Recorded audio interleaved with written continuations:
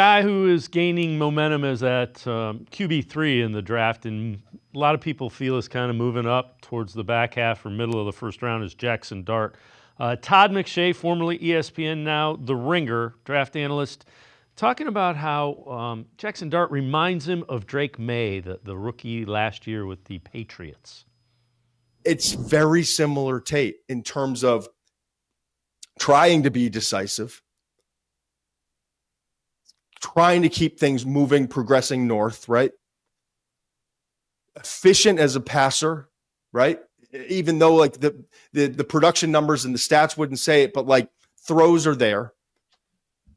The difference was Drake May, the ball popped off his hands a little bit more than it pops off of Jaxson. Jackson's got a 2. We 100%. Do a one out of 5.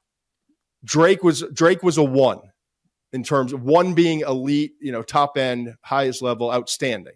2 being, and we only do these for position specific traits, for critical traits. 2 being good, 3 being average, 4 being below average, 5 being marginal. Okay. So I think Jaxson is a 2 in terms of his arm strength. Drake May is a 1. With Drake May, the athleticism, I think they're same, like the speed and what they do. I really do. But it's just different when I popped in the Drake May tape because I'm watching a guy who's 6'4", 223 pounds versus 6'0", Jaxson Dart was 6'1", 7/8 of an inch. So we'll call him 6'2" and 226 pounds. Right. So to watch a taller guy with the same agility, maybe honest to God, like slightly better, is really impressive. And that makes a big difference. 6'5" versus somebody who's under 6'1" in the NFL. That is a concern. Well, certainly, and it's muscle capacity, it's build, it's, the amount of hits you can take. I think Jaxson Dart, this is probably a really good situation for him. If he were to go out next year, and again, next year, I mean, you look in just the size and shape of these guys and the arm strength, these guys are all, probably going to be legit a lot of ball to play before we get to that time or whatever. But, Jaxson Dart, I do not believe there's a world, because you talk to so many people and so many people feel that this draft is maybe 14, 15 guys that actually carry first round grades. So, and everybody kind of says that, but that 25 to 60 spot, there's some really, really, really good ball players.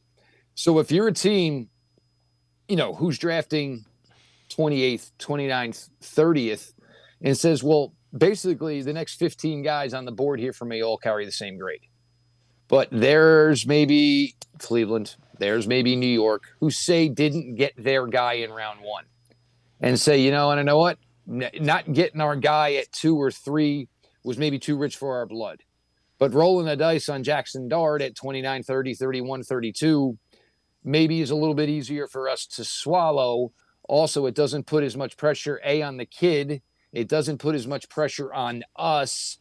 And, whatever he plays. And then if we're still not that competitive, we can go ahead and, fight in next year's draft class, similar to what the Cardinals did, a few years back when it was, Kyler Murray.